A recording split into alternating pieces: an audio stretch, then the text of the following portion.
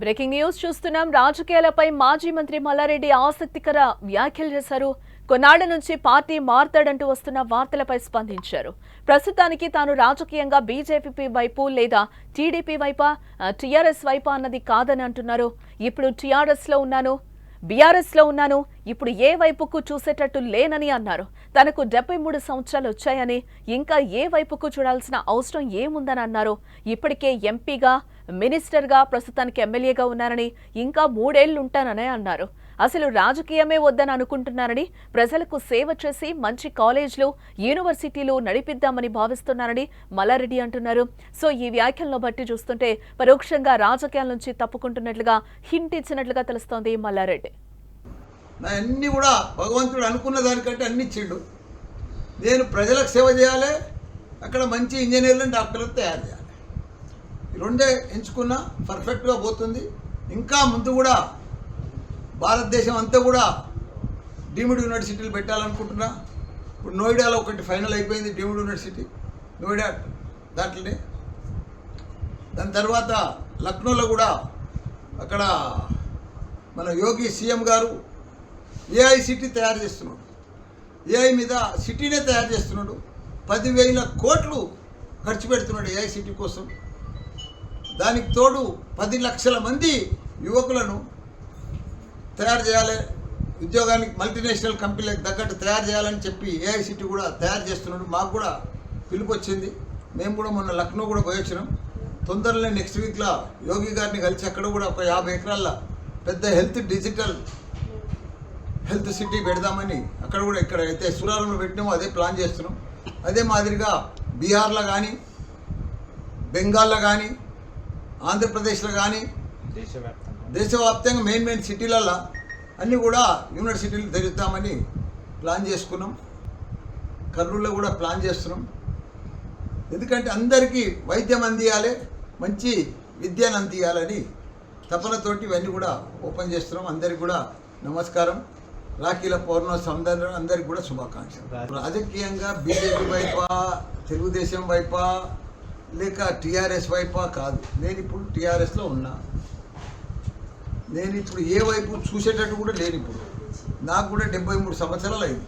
ఇంకా ఏ వైపు చూడవలసిన అవసరం ఏముంది? ఇప్పుడు నేను ఎంపీ అయినా, మినిస్టర్ అయినా, మళ్ళీ ఇప్పుడు ఎమ్మెల్యే అయినా, ఇంకా 3 ఏళ్ళు ఉంటా. నేను రాజకీయమే వద్దనుకుంటున్నా. ప్రజలకు సేవ చేసి మంచి కాలేజీలు, యూనివర్సిటీలు నడిపిస్తామని అన్నా. ఎస్, మల్లారెడ్డి కీలక వ్యాఖ్యలు చేశారు. నాకు 73 ఏళ్ళు వచ్చాయి, ఎటుపక్క చూడాల్సిన అవసరం లేదు అంటూ కూడా ఆయన మీడియా ముఖంగా చెప్పారు. అందరికీ సేవ చేయాలనే ఉద్దేశంతోనే ఉన్నానని కూడా అంటున్నారు. ఇప్పుడు బీఆర్ఎస్లోనే ఉంటున్నాను, అన్ని పదవులు అనుభవించాను, ఇప్పుడు నాకు ఎలాంటి రాజకీయం అవసరం లేదు అంటూ కూడా ఆయన చెప్పడం జరుగుతుంది. ఇది ఒక ఆసక్తి చర్చకైతే దారితీసిందని కూడా చెప్పుకోవచ్చు. మల్లారెడ్డి ఒక మామూలు వ్యక్తి నుంచి ప్రముఖ రాజకీయ నాయకుడిగా ఎదిగారు. ఎన్నో విద్యా సంస్థలను కూడా ఆయన స్థాపించడం జరిగింది. హైదరాబాద్లోని బోయిన్పల్లిలో జన్మించిన మల్లారెడ్డి కష్టపడి పైకొచ్చారు. చిన్నతనంలో పాల వ్యాపారం చేస్తూ జీవితాన్ని ప్రారంభించారు ఆయన. ఆ తర్వాత విద్యారంగంలో రాణించాలని మల్లారెడ్డి గ్రూప్ ఆఫ్ ఇన్స్టిట్యూషన్స్ స్థాపించారు. ఇందులో ఇంజనీరింగ్, మెడికల్, డెంటల్, నర్సింగ్ కాలేజ్లు, యూనివర్సిటీ కూడా ఉంది. ఇక ఆయన తెలుగుదేశం పార్టీ నుంచి కూడా ఆయన రాజకీయ జీవితం ప్రారంభించారు. మల్లారెడ్డి మొదటగా తెలుగుదేశం పార్టీ నుంచి 2014లో జరిగిన సాధారణ ఎన్నికల్లో మల్కాజ్గిరి లోక్సభ నియోజకవర్గం నుంచి ఎంపీగా పోటీ చేసి విజయం సాధించారు. ఆ ఎన్నికల్లో తెలంగాణలో టీడీపీ నుంచి గెలిచిన ఏకైక ఎంపీగా మల్లారెడ్డి నిలిచారు. అయితే ఇప్పుడు టీడీపీలో ఉండకుండా 2016లో టీడీపీ నుంచి తెలంగాణ రాష్ట్ర సమితి, ప్రస్తుతం ఉన్న బీఆర్ఎస్ పార్టీలో చేరడం జరిగింది. అప్పట్లో టీఆర్ఎస్లో చేరిన తర్వాత 2018లో జరిగిన శాసనసభ ఎన్నికల్లో ఆయన మేడ్చల్ నియోజకవర్గం నుంచి పోటీ చేసి ఎమ్మెల్యేగా గెలవడం జరిగింది. దీంతో 2019లో అప్పటి ముఖ్యమంత్రి కేసీఆర్ తన మంత్రివర్గంలో మల్లారెడ్డికి స్థానం కల్పించారు. కార్మిక, ఉపాధి, మహిళా, శిశు అభివృద్ధి శాఖ మంత్రిగా కూడా మల్లారెడ్డి బాధ్యతలు నిర్వర్తించారు. తనకు రాజకీయ వారసుడు లేడని, 25% రాజకీయంపై ఆసక్తి ఉంటుందని, ఫోకస్ మొత్తం విద్యా సంస్థలపైనే ఉందని కూడా గతంలో ఒకసారి మల్లారెడ్డి అన్నారు. యూనివర్సిటీలు కొన్ని తరాలైనా ఉంటాయి, చరిత్రలో నిలిచిపోతాయని అంటున్నారు. విద్యా సంస్థలకు పిల్లలంతా వారసులేనని, అందరికీ అధికారం ఉందన్నారు. ప్రపంచంలోనే అత్యుత్తమ డాక్టర్లు, ఇంజనీర్లను తయారు చేయడమే తన జీవిత లక్ష్యమని కూడా మల్లారెడ్డి అంటున్నారు. కేసీఆర్ హయాంలో తాను లేబర్ మినిస్టర్గా అద్భుతంగా పనిచేశానని కూడా ఆయన చెప్తున్న సందర్భం మనకు కనిపిస్తుంది. రాజకీయాలపై మాజీ మంత్రి మల్లారెడ్డి కొన్ని ఆసక్తికర కీలక వ్యాఖ్యలు చేశారని చెప్పుకోవచ్చు. కొన్నాళ్ల నుంచి పార్టీ మారుతారంటూ కూడా వస్తున్న వార్తలపై ఆయన స్పందించడం జరిగింది. ప్రస్తుతానికి తాను రాజకీయంగా బీజేపీ వైపా లేదా టీడీపీ వైపా లేదా బీఆర్ఎస్ వైపా అన్నది కాదు అని అంటున్నారు. ఇప్పుడు నేను బీఆర్ఎస్ లో ఉన్నాను, ఇప్పుడు ఏ వైపుకు చూసేటట్టు లేనని కూడా ఆయన అంటున్నారు.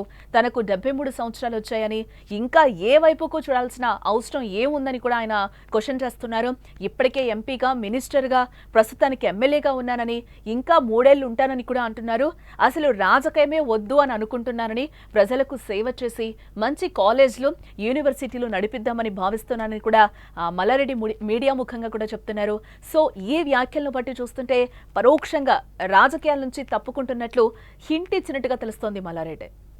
నా అన్నీ కూడా భగవంతుడు అనుకున్న దానికంటే అన్ని ఇచ్చిండు. నేను ప్రజలకు సేవ చేయాలి, అక్కడ మంచి ఇంజనీర్లను, డాక్టర్లను తయారు చేయాలి. ఈ రెండే ఎంచుకున్నా పర్ఫెక్ట్గా పోతుంది. ఇంకా ముందు కూడా భారతదేశం అంతా కూడా డీమ్డ్ యూనివర్సిటీలు పెట్టాలనుకుంటున్నా. ఇప్పుడు నోయిడాలో ఒకటి ఫైనల్ అయిపోయింది, డీమ్డ్ యూనివర్సిటీ నోయిడా దాంట్లోనే. దాని తర్వాత లక్నోలో కూడా అక్కడ మన యోగి సీఎం గారు ఏఐ సిటీ తయారు చేస్తున్నాడు. ఏఐ మీద సిటీనే తయారు చేస్తున్నాడు. 10,000 కోట్లు ఖర్చు పెడుతున్నాడు ఏఐ సిటీ కోసం. దానికి తోడు 10 లక్షల మంది యువకులను తయారు చేయాలి, ఉద్యోగానికి మల్టీనేషనల్ కంపెనీలకు తగ్గట్టు తయారు చేయాలని చెప్పి ఏఐ సిటీ కూడా తయారు చేస్తున్నాడు. మాకు కూడా పిలుపు వచ్చింది. మేము కూడా మొన్న లక్నో కూడా పోయొచ్చినాం. తొందరలో నెక్స్ట్ వీక్లో యోగి గారిని కలిసి అక్కడ కూడా ఒక 50 ఎకరాల పెద్ద డిజిటల్ హెల్త్ సిటీ పెడదామని అక్కడ కూడా ఇక్కడ అయితే సూరారంలో పెట్టినామో అదే ప్లాన్ చేస్తున్నాం.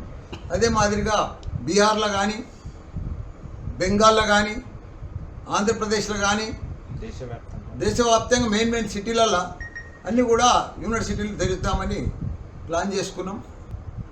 కర్నూలులో కూడా ప్లాన్ చేస్తున్నాం. ఎందుకంటే అందరికీ వైద్యం అందియాలి, మంచి విద్యను అందియాలని. తెలుగుదేశం వైపా లేక టీఆర్ఎస్ వైపా కాదు. నేను ఇప్పుడు టీఆర్ఎస్లో ఉన్నా. నేను ఇప్పుడు ఏ వైపు చూసేటట్టు కూడా లేను. ఇప్పుడు నాకు కూడా 73 సంవత్సరాలు అయింది.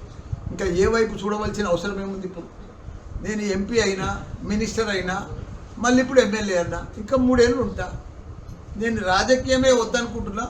ప్రజలకు సేవ చేసి మంచి కాలేజీలు, యూనివర్సిటీలు నడిపిస్తామని అనుకుంటున్నాను.